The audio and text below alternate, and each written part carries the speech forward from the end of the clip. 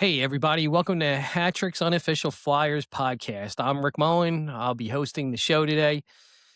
Well, I just watched the Flyers play the New York Rangers, and it was not pretty.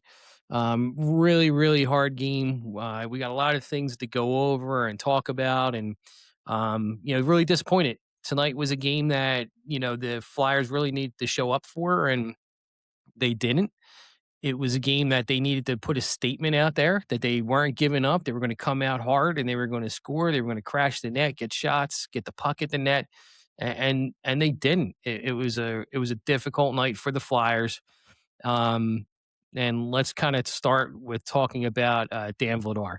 So Dan Vladar, who stands on his head for this team, he does so many good things for this team, and he's been the only reason why the Flyers are in most games. He had a really tough night tonight, and you can't blame him for that. He is trying hard. He, gave up a really weak goal with like a minute into the game. I think it was just around 1 minute he gave up a goal, and he looked a little shaky. You can't expect Dan Vladar to stand on his head every night. You just can't. And tonight was one of those nights where he did not play well. He got pulled in the third period, going into the third period for Urson. And, tonight was a night the Flyers, as a team should have tried to stand, up for Vladar, play harder, play better defensively, and, protect their goalie. Their goalie's done so much for them, and, they didn't really do much. Most of the goals that were, going out there tonight on the Flyers were, incompetent plays in my opinion.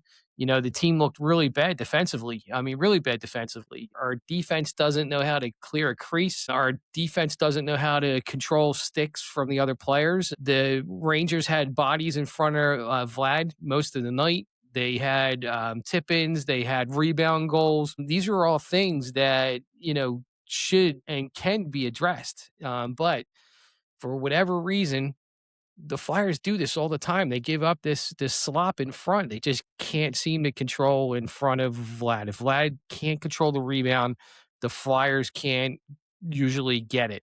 And if they do, they poke it. It goes back to the point, and the team still has it in the zone, and it comes around and gets more shots on net and gets tipped in, and it's sad to see. It's just one of those things where somebody's got to start working with these defenders, and I'm sure they try, but if they're not succeeding with doing the things that they need to do, then they got to try harder. They need more training. They need somebody in there that can show them how to tie up the stick, how to tie up a player in front, how to clear that crease, how to not let that rebound get tipped in.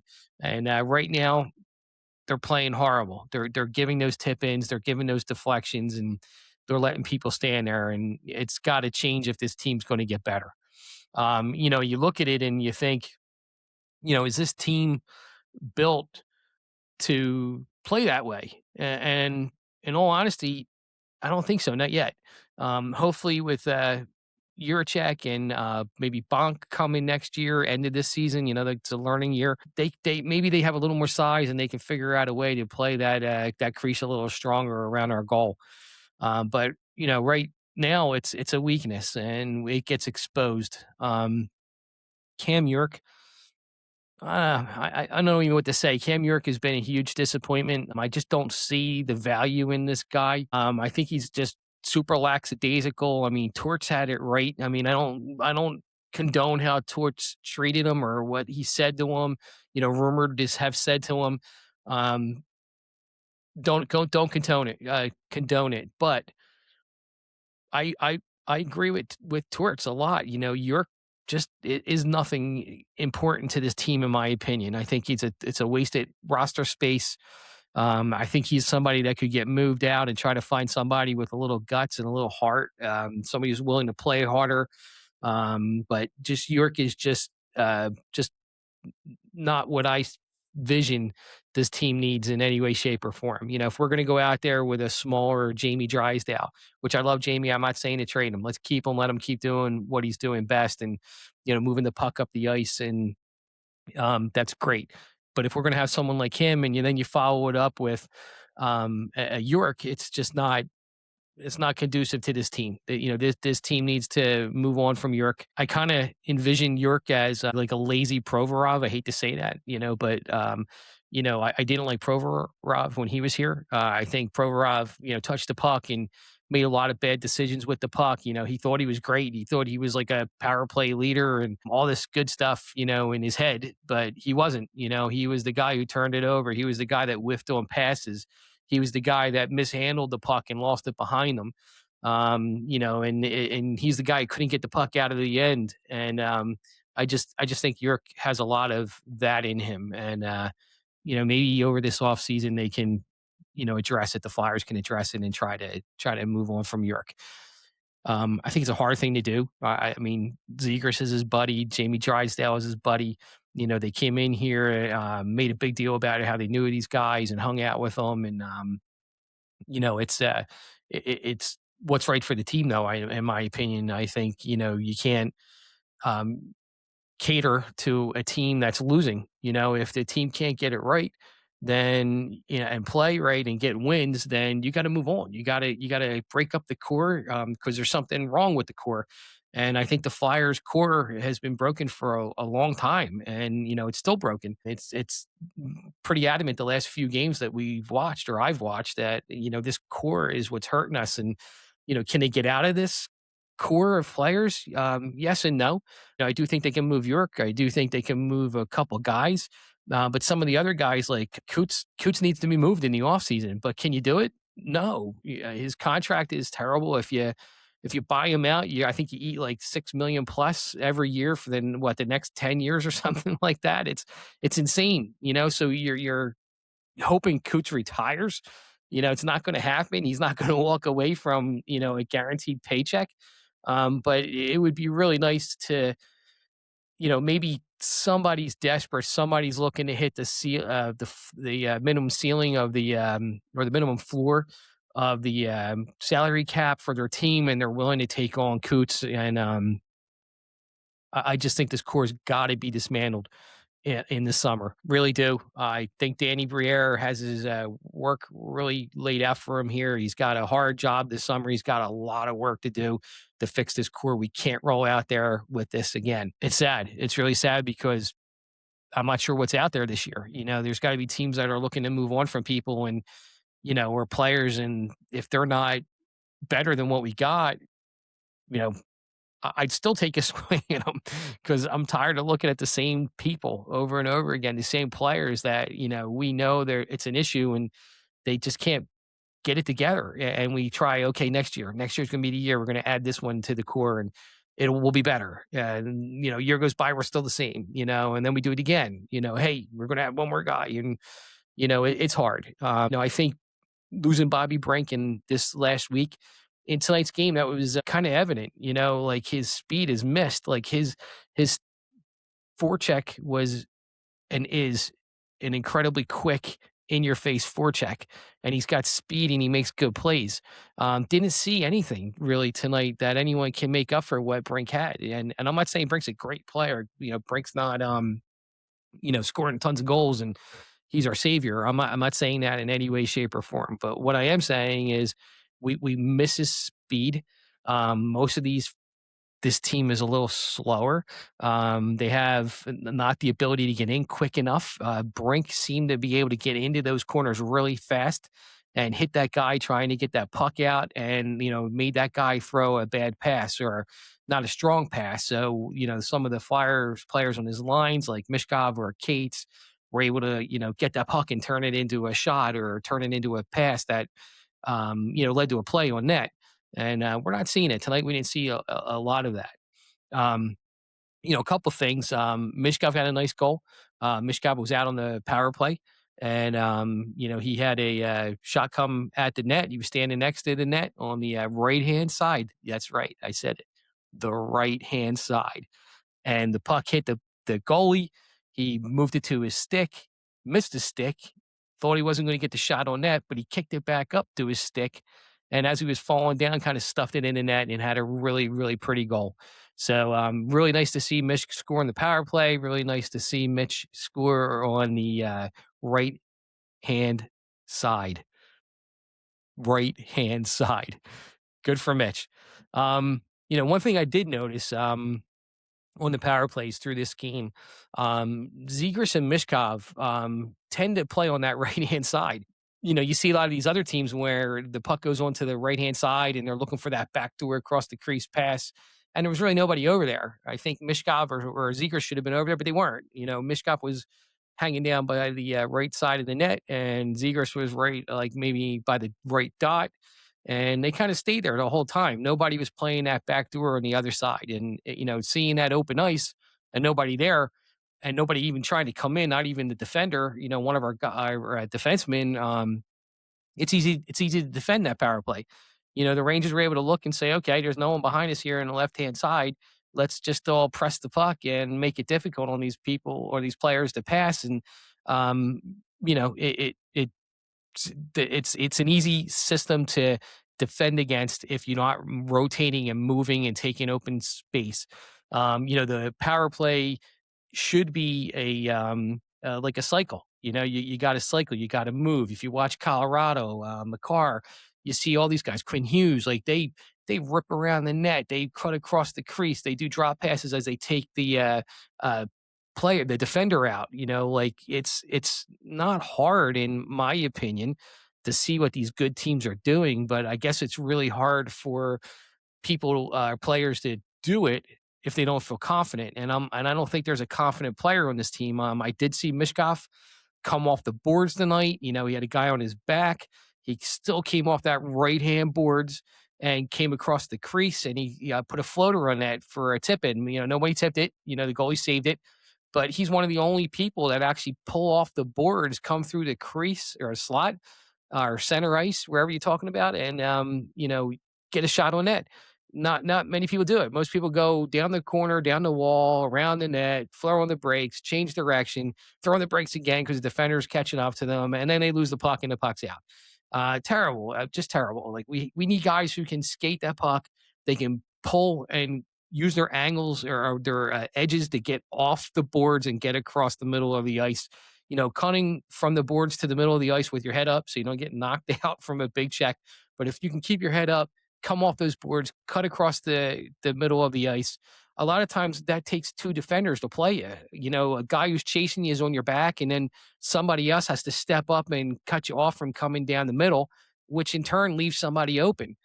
So we need more of that. We need more guys who can create a play by going through that danger zone, that middle of the ice in the offensive zone.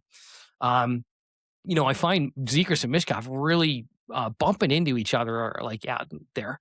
They're all playing the same spot. Like he's hanging out on the right-hand side. They played a few feet from each other, like maybe a foot within each other. But it seems like Zegras and Mishkov are fighting for that same ice space on that right-hand side. And I wish Zegras would pull off a little more, go towards the middle, let Mishkov keep his right-hand side. And, Zegras is better in open ice because he can go left, he can go right. He's got the wheels and to do it. Whereas Mishkov is one of those players who I think he really likes being on that right-hand side. He likes using those boards, and he likes using the edges and cutting into the middle.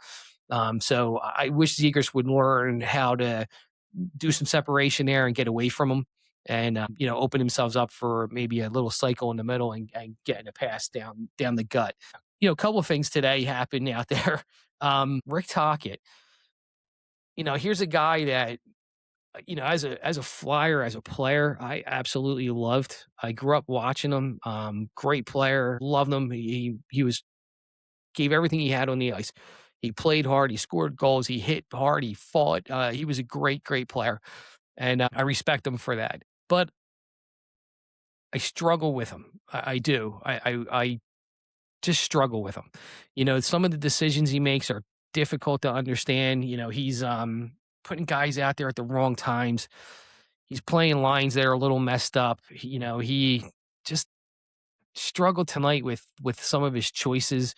You don't see him really juggling lines. A lot of these other coaches, especially Torts last year, if a line wasn't working, he started moving things around. He started trying to generate different lines. He started trying to generate something.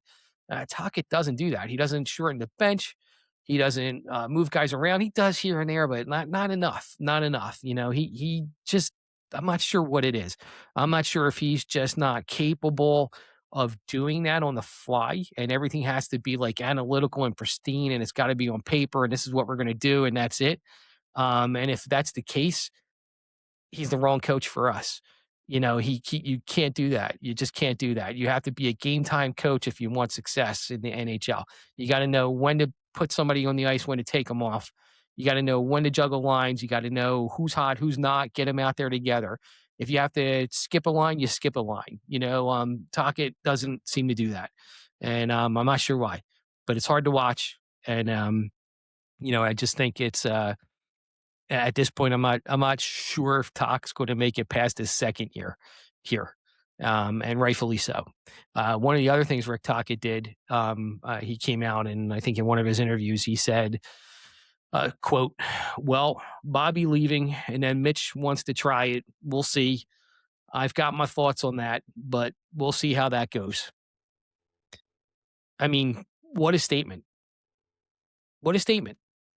That just pretty much says he wants to do what he wants to do, which he can. I guess he's the coach, but he doesn't believe that Mishkov should be on the right hand side, even though Mishkov has been playing there his whole year. He made it to the NHL. I'm sorry, his whole career. He's made it to the NHL playing that position. He's told the coach he's more comfortable in that position.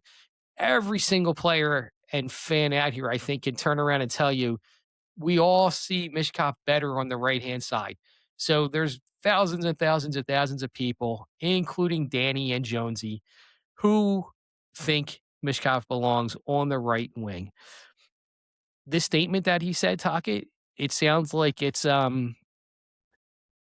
coming from Danny Briere. It sounds like Danny Briere had a talk with him. Jonesy had a talk with him. One of the two, maybe both of them, maybe just Danny, but basically they had a talk with Tocchet and said, we need Mitchkov on the right-hand side, and you have to play him on the right-hand side. And wow, I mean, that's just incredible. It's incredible that a GM has to come down and tell your coach how to play one of your up-and-coming star players. Um, wow. Not much to say say here, other than if you watch Mishkov's production, if you watched his games from last year, if you've seen the recent success he's had being on the right side the last 2 games, there's a reason Mishkov should be on the right hand side. I don't know if like tonight's game helped Tocchet change his mind, keeping him on the right hand side. I'm not sure, but I think Tocchet needs to reevaluate. Years ago, and Gretzky was one of my favorite players growing up. I watched him like when I played my games. I wore his number. I grew up in the '70s. I wore 99, and um, the hands on him, the vision. I mean, everything Gretzky back then was just like my idol. I mean, obviously, I didn't like that he wasn't tough or he didn't fight, he didn't hit, but from a hockey mind, like what he saw, how he created, what he did, he was just amazing. And so I have a lot of respect for Wayne Gretzky. And Gretzky said somewhere down the road years ago that I think, and don't hold me to this word for word, but it was something along the lines of, he thinks Rick Tocchet has one of the best hockey minds he's ever seen. And maybe he did back then. I don't see it. I just don't see it. I didn't see it with Vancouver. I didn't see it with Arizona. I didn't see it with Tampa Bay. I'm not seeing it here with the Flyers. I just don't see it. Like what I am seeing is I'm seeing a guy who's coming in and he's not willing to bend here and there. He's not willing to try things out. He's not willing to learn from his mistakes. He's not willing to listen to others. It's something that I think Talk struggles with. I watched him in an interview at the carnival, and he got mad when asked certain questions. He got defensive.